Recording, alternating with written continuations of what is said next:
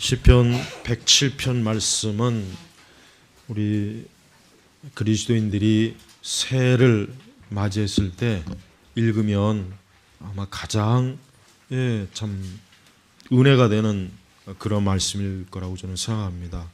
이 시편 말씀, 시편 107편 전체의 말씀을 한번 여러분들이 꼭 나중에라도 꼭 한번 자세하게 읽어보시길 바랍니다. 하나님께서는 이 세상의 모든 일들에 대한 권리를 가지고 계신 분입니다. 그러니까 이 얘기는 뭐냐면 하나님께서는 세상 모든 일에 대해서 하나님 마음대로 할 수 있는 분이라고 하는 것이에요. 그러니까 우리는 이것을 좀 더 정확한 용어로 우리가 하나님의 주권이라고 그러죠. 하나님의 주권. 하나님의 주권이라고 하면 좀 또 어렵게 여길 수 있으니까 더 쉬운 말로 하면은 하나님은 모든 것을 하나님 마음대로 할 수 있는 분이에요.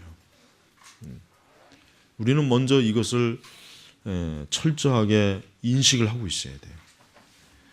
우리 그리스도인들은 자기 자신에 대한 일뿐만 아니라 세상의 모든 일들에 대해서도 어떤 마음을 가져야 되냐면 모든 것은 다 하나님의 뜻대로 되는 것이다 하는 것을 확고하게 신앙의 제일 원칙으로 삼아야 돼요. 그러니까 내 뜻대로 되는 게 아니에요. 내가 원하는 대로 되는 게 아닙니다. 사람이 원하는 대로 되는 게 아니라 누구 원하는 대로 되는 겁니까? 하나님께서 하시고자 하는 대로 하나님의 뜻 가운데 하나님이 기뻐하시는 대로 하는 거예요. 그래서 우리 성도들은 신앙의 제일 원칙을 바로 거기에다 두는 것입니다. 오늘 사실 시편 107편 전체 말씀을 자세하게 읽어보면은 이 말이 맞다는 것을 여러분이 분명하게 아실 수 있을 겁니다. 그래서 우리 성도들은 무엇보다도 자기 자신에 대한 모든 일들에 대해서 하나님이 원하시는 대로 되기를 소망하고 바라야 돼요. 그게 하나님을 바로 알고 믿는 사람들이 가져야 될 중요한 마음가짐, 그런 믿음이란 말이에요. 사람들이 대체로 교회 나오면서 하나님을 믿으면서 처음에는 하나님의 뜻을 구하지만 시간이 가면 갈수록 무엇을 구하냐면 하나님의 뜻이 아니라 자기의 뜻을 구합니다. 거의 99.9%가 그러지 않을까 저는 생각이 돼요. 근데 자기의 뜻을 하나님의 뜻으로 포장한 거예요. 그러니까 잘 몰라서 그렇겠죠.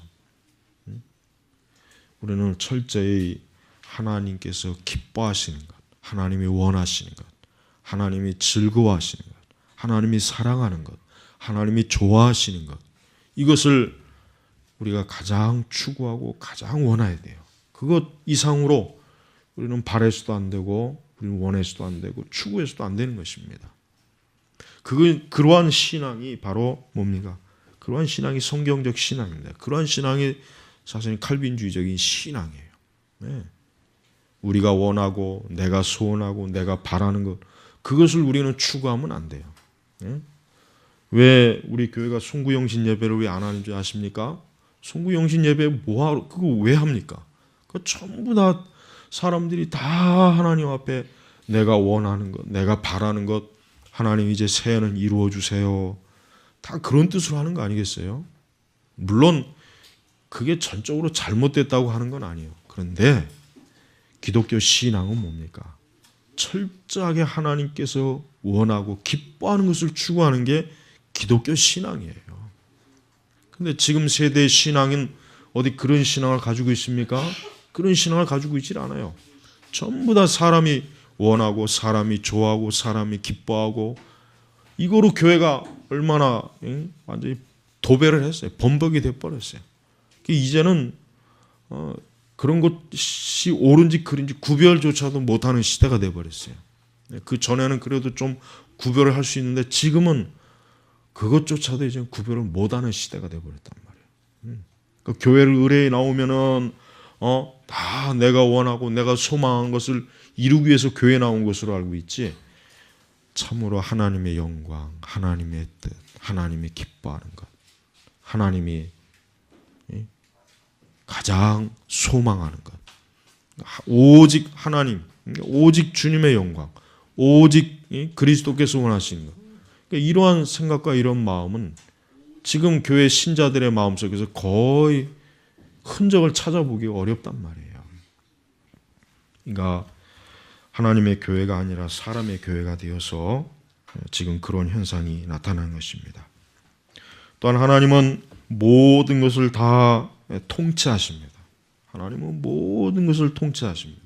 하나님은 사람과 이 세상 정부와 보이는 것과 보이지 않는 것과 그 모든 것을 통치하시는 분이 하나님이세요. 그러니까 우리는 하나님에게 절대적인 복종과 순종하는 신앙을 우리 성도들이 가지고 있어야 돼요. 그것을 어떻게 배웁니까? 그것은 우리가 하나님의 말씀을 통해서 배우는 것이에요. 말씀을 통해서. 여러분, 우리가 지금 이러한 생각을 가져야 됩니다. 지금 세대는 대체로 지금 세상은 이 정치적인 구조가 민주주의예요. 민주주의. 그렇죠? 민주주의란 말이에요. 민주주의 뜻이 뭡니까? 결국 사람이, 그러니까 백성, 국민이 주권을 가지고서 통치자들을 뽑아서 그들이 정치하고 그들이 다스리죠. 그러나 근본적으로 그 권리는 누구에게 있냐면은 국민에게 있는 거예요. 시민에게 있는 거예요. 그게 민주주의란 말이에요. 근데 우리나라는 참 인류 역사상 가장 희한한 아주 종자들이 더 위쪽에 있잖아요.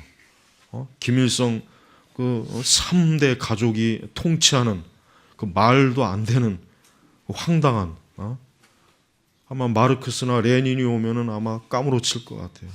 어떻게 저것들이 나를 빙자해가지고 근데 더 웃기는 거는 저런 것들을 추종하는 우리 한국에 있는 이 종북 좌파들. 난 그 인간들이 더 이상해요. 저쪽보다 그 인간들이 더 이상해요. 저쪽은 원래 그렇게 맛이 갔으니까 그런다고 치지만 이 자유 대한민국에서 마음껏 자유를 누리고 할 말 못 할 말 다 하고 파업도 하고 데모도 하고 지 할 거 다 하면서 그러면서 북쪽을 추종하는 인간들 보면 한심한 인간들이에요. 그렇죠? 자, 그런데 우리 그리스도인들은요, 하나님께서만이 우리의 왕이십니다. 우리 기독교는 사실 민주주의가 아니에요. 기독교는 뭡니까? 철저하게 하나님을 왕으로 주권자로 통치자로 세운 하나님 나라의 시민입니다. 우린 근본적으로 이걸 알고 있어야 돼요. 네.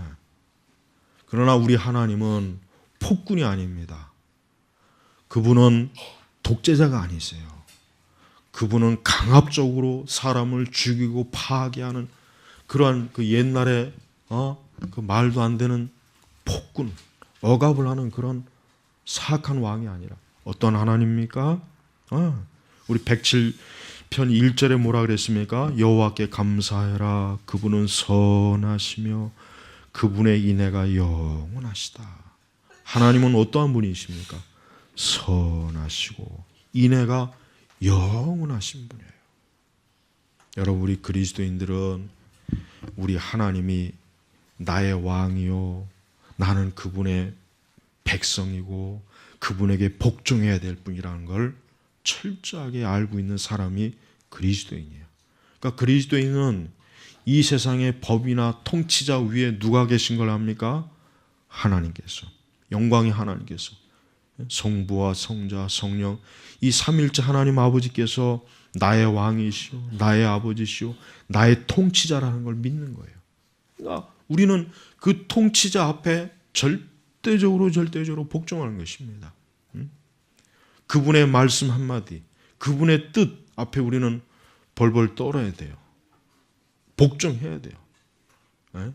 지금 이 세대 교회는 하나님을 얼마나 우습게 합니까? 하나님을 얼마나 자기의 자기의 종으로 알아요. 내가 원하는 대로 해야 되고, 내가 구하는 대로 다 줘야 되고, 내가 이렇게 하라면 이렇게 하고, 내가 원하는 은사도 줘야 되고. 그러니까 지금 세대 교회는 하나님을 너무나 형편없는 자기의 좋은 부리듯 하나님을 지 마음대로, 목회자들부터가 그래요. 목회자들부터 하나님을 잘못 설교하니까 교인들이 그렇게 알고 있는 거예요, 사실은. 그러니까 목회자들이 죽일 놈들이에요, 사실은. 목회자들이 설교를 잘못하고 있어요. 하나님을 가장 영광스럽게 높이고, 하나님을 가장 영화로운 분으로, 하나님을 가장 정말 두렵고, 모든 영광과 찬송과 우리의 사랑과 애정을 다 그분에게 쏟아 부어도 모자랄 뿐으로 하나님을 바르게 설교해야 되는데, 하나님을 전부 다 자기의 마음이나 감정을 위로나 해주는 그런 하찮은 상담자로 보여주고, 질병이나 고쳐주는 돌팔이 의사로 보여주고, 그저 돈이나 펑펑하고 사업이나 성공시키고, 그저 잘되게 하는 그런 애완견으로 하나님을 만들어 버렸단 말이에요. 하지만 여러분, 눈이 있으면 한번 성경을 똑바로 한번 읽어보십시오. 하나님이 어떠한 분이십니까? 하나님은 그렇게 사람이 지 마음대로 이래라 저래라 지 마음대로 조종할 수 있는 그런 분이 아니란 말이에요. 하나님은 가장 크고 두렵고 통치하시는 분이에요. 영광의 주님이란 말이에요. 그러니까 그분이 어떠한 분이신지를 안다면은 오늘날 교회가 절대 이렇게 되지 않습니다. 절대 이런 식의 신앙으로 교회가 흘러가질 않아요. 하나님은 모든 걸 다 통치합니다. 그러나 그분은 어떻게 통치합니까? 그분은 선하심과 인자하심과 자비로 통치하는 분이에요. 그러니까 우리는 하나님을 두려워하면서도 하나님이 얼마나 사랑스럽고 귀하고 그분을 가까이 하기를 우리는 마음에서부터 제일 소망하게 되는 것이. 그러니까 하나님을 바르게 하는 사람은 절대로 세상을 사랑할 수가 없어요. 왜? 이 세상이 아무리 좋고 세상이 아무리 사랑스럽고 아무리 세상이 뭐 대단해도 하나님하고 비교할 때는 아무 가치가 없는 거예요. 너무 무가치하고. 그래서 여러분, 하나님을 진정으로 사랑하면은 그 사람들이 아무리 그 사람들에게 아무리 세상에 좋은 것으로 유혹을 하고 미혹을 한다고 해도 그들은 아예 마음 자체에 어때요? 좋아하는 마음이 없는 거예요. 아예 세상 것에 대한 매력 자체가 없어지는 거예요. 그러니까 이건 사실 억지로 되는 게 아니란 말이에요. 사실 그래서 기독교 신앙은 억지로 된다고 해서 되는 게 아닙니다. 억지로 끌고 와서 억지로 예배드려라, 찬송해라, 기도해라. 사실 그렇게 될 문제가 아니에요. 그렇게 해서 되는 것은 참된 신앙이 아니라 진정한 신앙은 뭐겠습니까? 그 마음의 중심에서 스스로 원해서 기뻐해서 누가 말려도 누가 그냥 핍박을 해도 누가 회방을 해도 그 마음속 중심에서부터 하나님을 경외하고 사랑하는 마음이 넘쳐나니까 그걸 주체할 수 없어서 하나님을 예배하고 기도하고 그분을 섬기는 것이란 말이에요. 그러니까 억지로 되는 게 아니에요. 억지로 무엇을 해라 마라 이렇게 해라 그렇게 해가지고 신앙생활 한다면은 그 신앙생활 자체가 과연 온전한 신앙이겠습니까? 그래서 여러분, 신앙은 사실 강요할 수 있는 문제가 아니라 본인 스스로가 정말 마음의 중심에서 하나님을 사랑하는 마음이 있을 때 그때 진정으로 어때요? 신앙이 비로소 신앙이 나타나는 것입니다. 그래서 여러분, 제가 목회할 때 그렇습니다. 제가 이제까지 여러분 혹시 여기 이제 뭐 항상 오신 분들은 알겠지만은 여러분들에게 제가 억지로 뭐 이걸 해라 저거 해라 아마 한 번도 그렇게 뭐 하라는 적이 없을 거예요. 그 왜 그러냐면 그렇게 해가지고 될 게 아니에요. 그렇게 해서 될 게 아닙니다. 물론 그렇게 해서 할 수는 있겠죠. 그러나 그 마음의 중심은 절대 꺾어지지가 않아요. 여전히 하나님에 대한 사랑이 없이 반역하는 마음을 가지고 하나님 앞에 무엇을 행하는 것은 더 큰 죄를 짓는 거기 때문에. 그러니까 어때요? 우리 마음의 중심에서부터 하나님을 사랑하고 그분을 향한 진정한 마음, 그것이 있지 않으면은 절대 우리의 신앙은 참된 신앙이 될 수가 없는 것입니다. 여러분, 겉으로 보이는 열심이나 헌신이나 겉으로 보이는 형식적인 것들은 그건 별로 중요한 게 아닙니다. 사실 가장 중요한 건 뭐겠습니까? 그 마음의 중심을 하나님 보신다 그랬죠. 그 마음의 중심 보신다 했어요. 여러분, 그 말이 얼마나 중요한지를 깊이 깨달아야 돼요. 그 마음의 중심을 보는 거예요. 하나님은 항상 우리의 마음의 중심을 보세요. 우리의 마음의 가장 중요한 것, 우리의 심장, 우리의 폐부, 우리의 가장 그 중심을 보면서 하나님께서 우리를 살펴보시는 거예요. 너의 마음이 어떤가? 너의 마음이 나를 향해서 어떤가? 하나님 그걸 보시는 분이란 말이에요. 일단 하나님께서는 모든 상황을 지배하십니다. 모든 상황을 지배하세요. 2절에 보니까 여호와께 구속받은 자들은 이렇게 말하여라. 그분이 그들의 대적의 손에서 구속하셔서 동서남북 각지에서 모으셨다. 그들이 황량한 광야에서 헤매고 거주할 성을 찾지 못하여 줄이고 목말라 그들의 영혼이 속에서 피곤하였다. 그들이 고통 중에 여호와께 부르짖으니 주께서 그 고난에서 그들을 건지셨고 그들을 바른 길로 인도하셔서 거주할 성읍에 이르게 하셨다. 여러분, 하나님은 모든 상황을 지배하십니다. 하나님은 전쟁의 상황이든 재난의 상황이든 가난의 상황이든 부유함이든 질병에 있든 내가 높은 곳에 있든 낮은 곳에 있든 좋은 형편이든 나쁜 형편이든 하나님은 모든 상황을 지배하시는 하나님이에요. 그러니까 여러분, 올 1년에 여러분이 살아가면서 여러분이 어떤 상황 가운데 항상 빠질 거예요.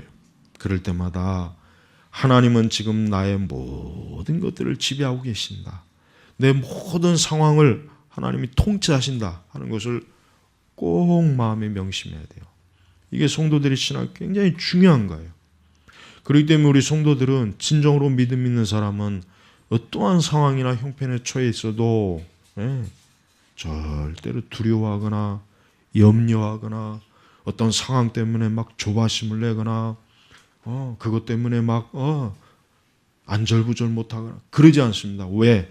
하나님께서 모든 상황을 통제하고 지배하기 때문에 걸 알기 때문에 그래요. 그리고 사실입니다. 단 한 가지도 하나님의 손에서 벗어날 수 있는 게 없어요. 단 한 가지 상황도 하나님은 모르고 하나님께서 몰라서 또 하나님께서 능력이 안 돼서 또 하나님께 주권이 미치지 못해갖고 그만 놓치거나 몰랐다거나 그런 일이 없다는 걸 여러분 기억하셔야 돼요. 그래서 여러분 보세요. 하나님께서는 하나님의 구속한 백성들이 지금 오늘 4절, 5절, 6절의 말씀은 어떠한 상황입니까? 광야에 있을 때, 이스라엘이 광야에 있을 때 목이 마르고 막 여기저기 부르짖고 그들이 그냥 헤매는 그럴 가운데 그들이 어떻게 했습니까?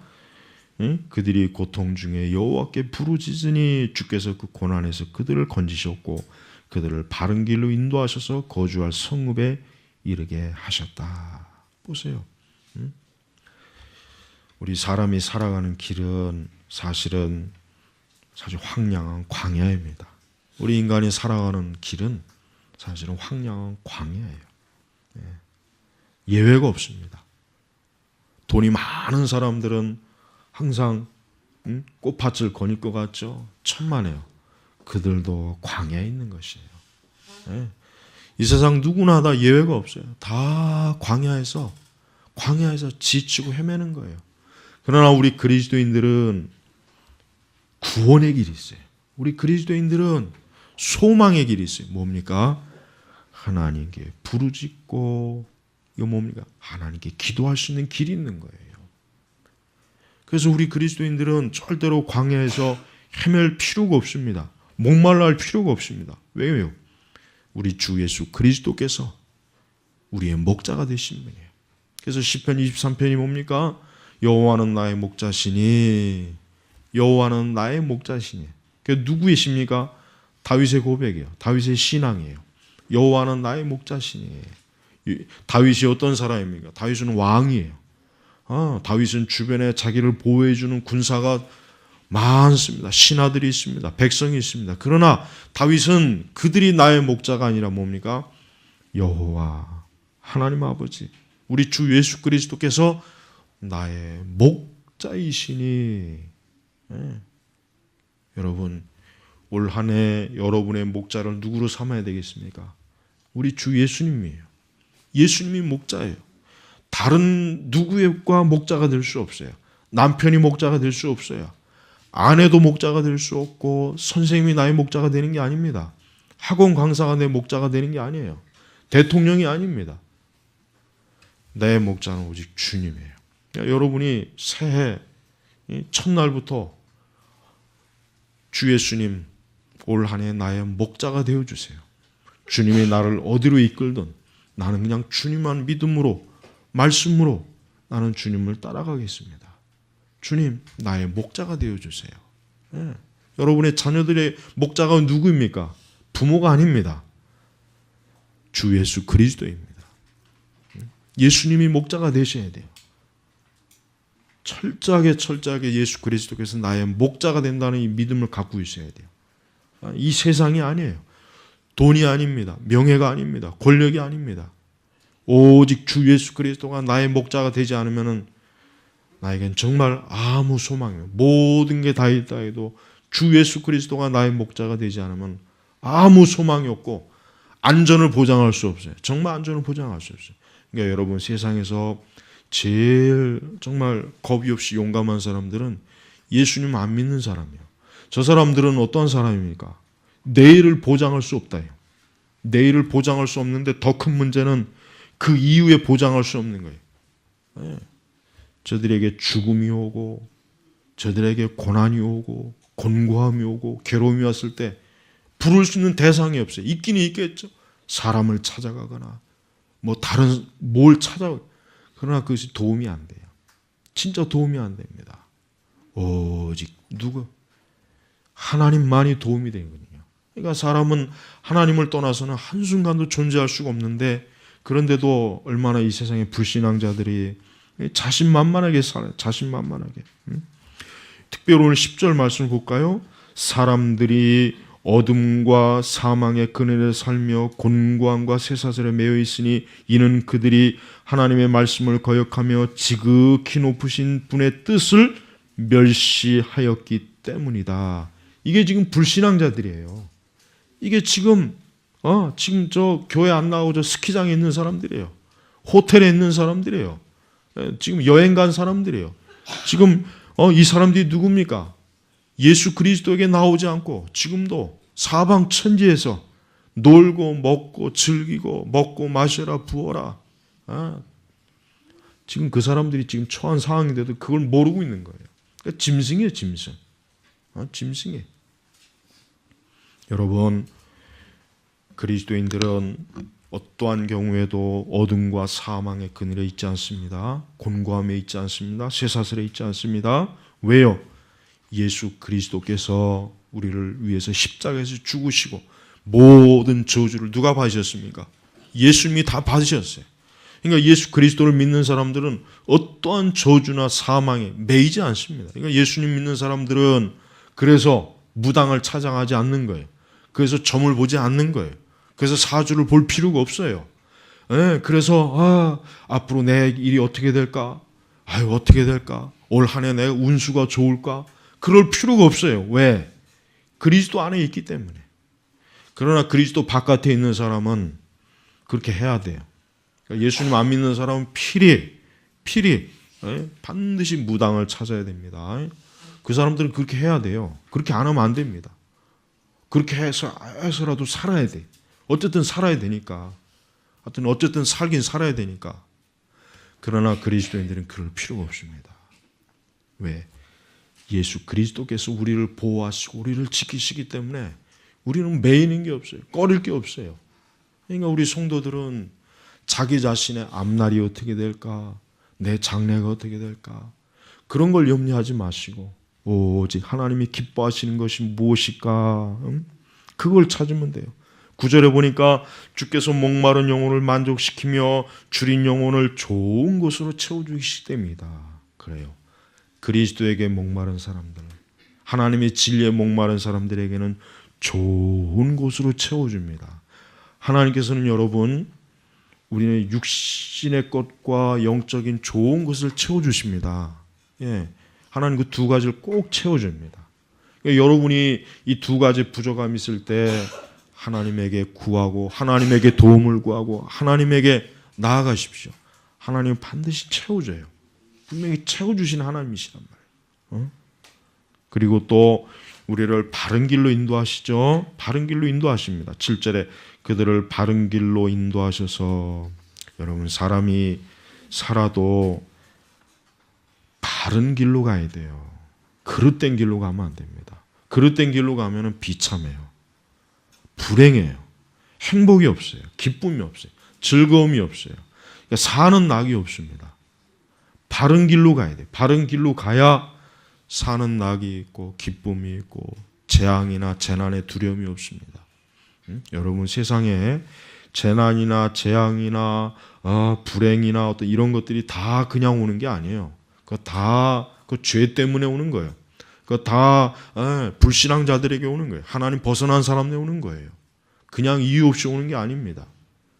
다 하나님을 떠나고 하나님을 죄짓고 하나님을 미워하고 적대하고 진리를 따르지 않은 사람들은 어쩔 수가 없어요. 그들 그 자체가 그런 길이기 때문에 그들에게는 소망이 없습니다. 소망이요.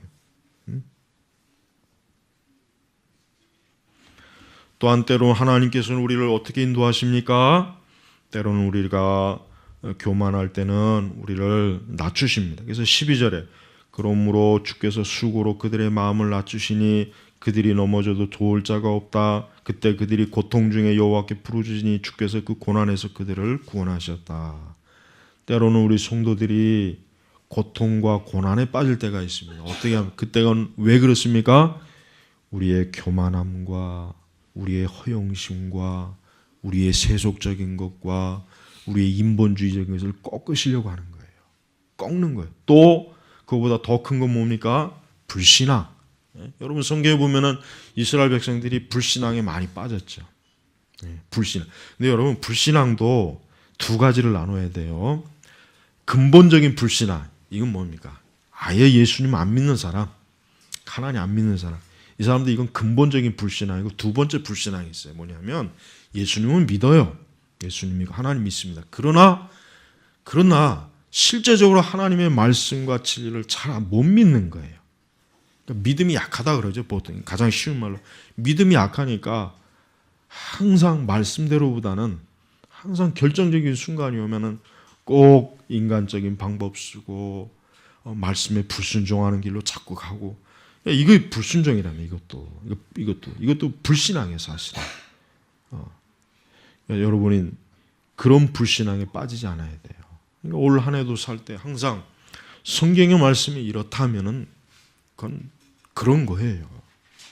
거기다 대고 우리가 주석을 붙이지 말란 말이에요. 글쎄 이거는 지금 내 상황에 봤을 땐 좀 어려운 말씀 같은데, 이건 지금 내 환경에서는 조금 부담되는 것 같은데, 그러지 말고 진짜 말씀을 의지하면은 그 말씀대로 이루어져야 되는 거예요. 그게 사실이거든요. 그래서 베드로가 고기를 아무리 잡아도 잡질 못하잖아요. 그러나 예수님이 그물을 오른편에 던지라 했을 때 베드로가 뭐라 그랬습니까? 종일 수고했지만 그러나 내가 예수님 말씀에 의지해서 그물을 던지겠다고 했어요. 그때 그 던졌을 때 베드로가 얼마나 많은 고기를 잡았습니까? 여러분 그건 굉장히 깊은 영적인 원리가 있어요. 예수님께서는 베드로에게 말씀하셨어요. 근데 베드로는 두 가지를 선택할 수 있어요. 그 말씀에 따를 수도 있고 안 따를 수도 있어요. 그건 굉장히 그건 오묘해요. 오묘하단 말이에요. 그거는. 그러니까 베드로는 그 말씀에 따랐어요. 여러분 하나님께서는 우리 성도들에게 하나님이 주권적으로 우리를 다스리지만 이걸 알아야 됩니다. 때로는 우리의 선택과 의지가 궁극적으로 하나님에게 있지만은, 그러나 이걸 알아야 돼요. 하나님께서는 자신의 궁극적인 주권 속에 있지만 그러나 우리를 결코 그냥 수동적으로 내버려 두시는 분이 아니라 우리가 과연 하나님의 말씀을 택하는지 안 하는지 하나님은 시험하십니다. 시험하신단 말이에요. 근데 그 하나님의 시험에 얼마나 많은 사람들이 불순종하는지 몰라요. 그러니까 하나님의 은혜와 복을 받지 못해요. 베드로가 그리스도의 말씀에 불순종했으면 베드로는 빈 그물로 그냥 그날을 끝내버렸어야 돼요. 틀림없습니다. 그러나 베드로는 그 말씀에 순종했단 말이에요. 여러분, 올 한 해 그리스도 안에 있다고 해서 내가 하나님 말씀에 불순종하는 건 결코 바른 길로 가는 게 아니에요. 항상 내가 하나님의 말씀을 알고 있으면 그 아는 만큼 철저하게 복종하고 순종해야 돼요. 그래야 하나님의 주권 속에서 우리가 흔히 말해서 복을 받는 것이요. 예, 형통한 것이에요, 사실은. 그러나 그렇지 않으면 안 돼요. 절대 안 됩니다. 뭐 하나님의 주권이고 나발이고 다 필요 없어요. 안 돼요. 그 필요 없다니 그런 데다 갖다 붙이지 마요. 안 돼요, 안 돼. 안 된단 말이에요. 그러니까 제발 우리 성도들이 철저하게 말씀이 이렇게 가르치면 그냥 이런 줄 알고 무조건 무릎 꿇고 복종해야 돼요. 그러면 됩니다. 그러나 그렇지 않으면 절대 안 됩니다. 아무리 안 됩니다. 아무리 해도. 하나님께서는 성도들의 그런 불신앙이 왔을 때 마음을 낮춰요. 그들을 넘어지게 합니다. 근데 도와줄 자가 없어요. 그럼 누구한테 가야 되겠습니까? 하나님에게 가야죠. 하나님에게 가야죠. 그것밖에 없는 거예요. 또 14절에 보니까 주께서 어둠과 사망의 그늘에서 그들을 이끌어내시고 어둠과 사망도 두려워할 필요가 없습니다. 그래도 하나님은 끌어내실 수 있는 분이에요. 그래도 하나님 끌어요. 세상 사람들은 어둠과 사망이 오면 자살해버립니다. 그냥 죽어버려요. 완전히 자포자기예요. 그러나 성도들은 아니에요. 그들을 이끌어내시고 그 속박을 끊어주셨다. 그 속박을 끊어주신 거예요. 사람으로 고통받거나 물질로 고통받거나 질병으로 고통받거나 어떤 괴로운 속박이 사람에게 속박이 있잖아요. 그 속박을 끊을 수 있는 분이 하나님이십니다. 여러분 이 시편 107편 여러분 오늘 다 못해요. 다 못하니까 나중에 한번 자세히 읽어보셔야 돼요. 하나님께서 얼마나 이 세상의 모든 상황과 모든 사람의 모든 경우 모든 일들을 아주 철두철미하게 하나님의 손에서 시작하고 하나님의 손에서 끝맺는지 이 시편 110편이 너무나 잘 보여준단 말이에요. 그래서 오늘 이 새해 첫 주에 이 말씀을 선택한 거예요.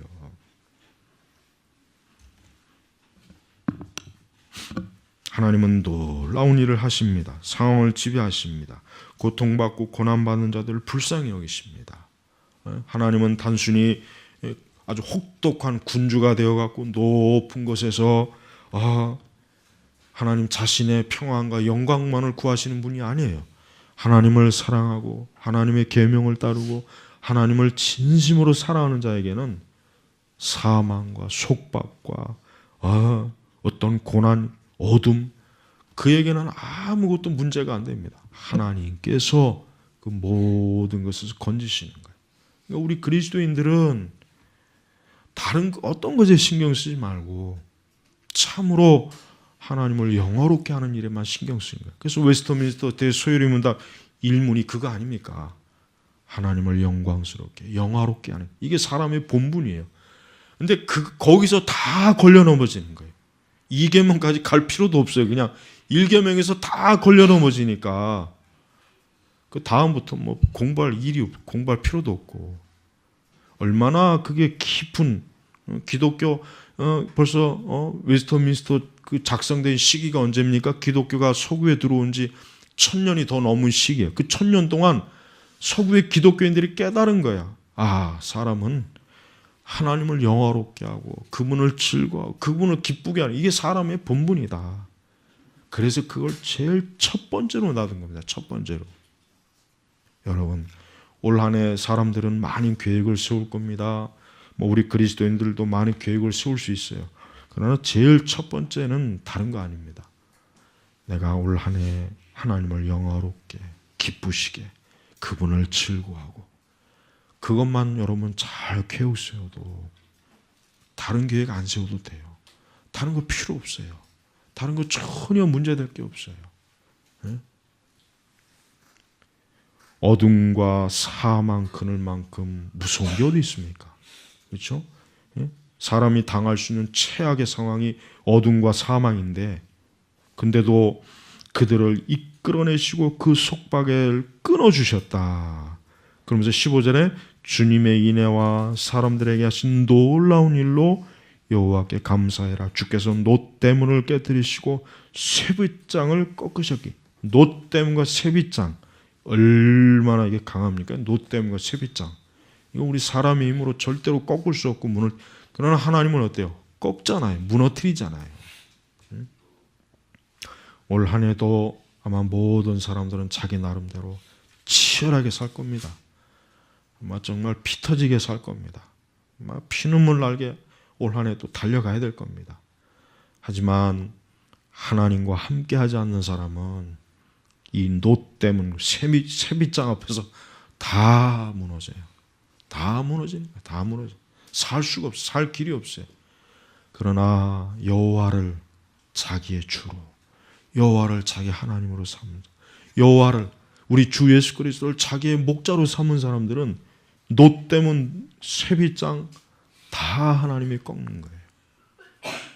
여러분, 우리 그리스도인들이 하나님을 정말 온전히 알면서 하나님을 믿으면은 절대로 우리는 이 세상에 굴복할 필요도 없고, 세상적인 방법을 쓸 필요도 없고, 죄에 넘어질 일도 없고, 시험에 빠질 일도 없고, 근심하고 염려할 일도 없습니다. 왜? 전능한 주 하나님께서 나의 모든 것을 통치하시고 지배하시고 나의 목자가 되시고 나의 주인이 되시고, 여러분 왕의 보호와 왕의 인도를 받으면은 아무것도 정말 우리 속에 아무것도 근심하고 염려하고 두려워할 게 없어요. 중요한 건 뭡니까? 오직 그 왕의 뜻대로만 하면 되는 거예요. 우리는 성경의 말씀대로, 교리대로 우리가 하나님을 믿고 그분을 따르면은 우리 앞에 놋대문, 쇠빗장, 어둠과 사망 이것조차도 하나님 앞에서는 아무것도 아니, 아무것도. 그 이후에 17절부터 여러분 쭉 나중에 읽어보십시오. 하나님이 하시는 일 얼마나 다양하고 깊고 세밀하고, 우리는 바로 이런 하나님을 믿고 우리는 지금 이 하나님에게 지금 예배드리고 있고 그분에게 우리는 찬송을 올리고 있고 우리는 그분이 주신 말씀을 지금 읽고 있고, 그런데 이 이상 뭐 더 우리에게 어떠한 보장을 우리가 원하겠습니까? 제발 올 한 해 우리 성도 여러분, 특별히 우리 선민교회는 개혁교회예요. 우리는 은사주의 교회가 아닙니다. 우리는 신복음주의 교회가 아닙니다. 우리 교회는, 선민교회는 개혁교회입니다. 개혁교회가 뭡니까? 오직 하나님 말씀대로 경외하고 그분을 예배하는 교회라고. 절대로 저 천박한 그런 싸구려 삼류 교회가 아니란 말이에요. 저들은 잘못되고요. 저들은 너무 심각해요. 저들은 거의 준2단이에요. 저들은 자기들이 만드는 하나님을 지 멋대로 치장하고 꾸미고 온갖 인간의 정욕과 욕망과 소욕을 다 똘똘 뭉쳐놓은 그런 하나님을 자기들이 만들어서 그걸 교회라고 그러고 그걸 예배라고 그러고 그걸 하나님을 경외하는 것이라고 그러고, 전부 다 종교 사기꾼들입니다. 그것들. 그런 사기꾼들을 지금 우리나라 교회가 지금 얼마나 지금 그런 사기꾼들이 지금 교회에 점령하고 있습니까? 그런 사기꾼들을 따라가면 다 망합니다. 다 죽습니다. 소망이 없습니다. 오직 우리는 진리가 되시고 우리의 구원자가 되신, 우리를 죄와 사망과 저주와 비참한 재앙에서 건지시고 우리의 통치자여 왕이시오 목자여 인도자여 우리의 구원자가 되시는 우리 주님께서 우리 진정 그분이 우리의 주가 되신 분이에요. 여러분 올 한 해 바로 이와 같은 분을 믿고 이와 같은 분을 따라가는 것이, 이것이 가장 중요한 것입니다. 이 일에 여러분이 온전하게 순종한다면 여러분 올 한 해 2014년도 참으로 여러분의 삶에 해같이 빛날 것이고 하나님의 영광을 가장 영광스럽게 드러내는 존귀한 성도의 자리에 이룰 수가 있을 것입니다. 그냥 하찮은 삼류 싸구려 성도가 되지 말고 그런 신자가 되지 말고 참으로 하나님을 영광스럽게 하는 사람, 존귀한 그리스도인으로서 올 2014년도를 참 풍성하게 누리시기를 주의 이름으로 축복합니다. 기도하겠습니다. 아버지 하나님 감사합니다. 올해 2014년도 이제 첫 주일을 우리 온 교우들과 함께 영광스럽게 예배로 참 하나님 앞에 나왔습니다. 아버지 하나님, 우리의 연약한 믿음과 연약한 우리 심령을 아시지 않습니까?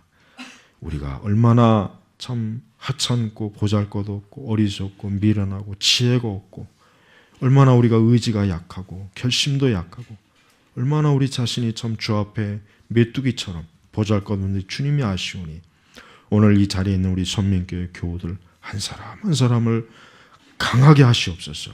저들의 손과 발을 강하게 하시고 저들의 믿음을 강하게 하시고 저들의 생각과 마음을 그리스도의 진리로 온전하고 단단케 하시고 강한 용사여 그리스도의 군사가 되도록 인도해 주시기를 원합니다. 무엇보다도 하나님을 영광스럽게 영화롭게 하는 우리 성도들이 되어서 참으로 주님이 기뻐하시는 사람으로서 교회로서 올 한 해도 정말 굳건히 서게 하여 주시옵소서. 감사하며 우리 주 예수님의 이름으로 기도 올렸습니다. 아멘.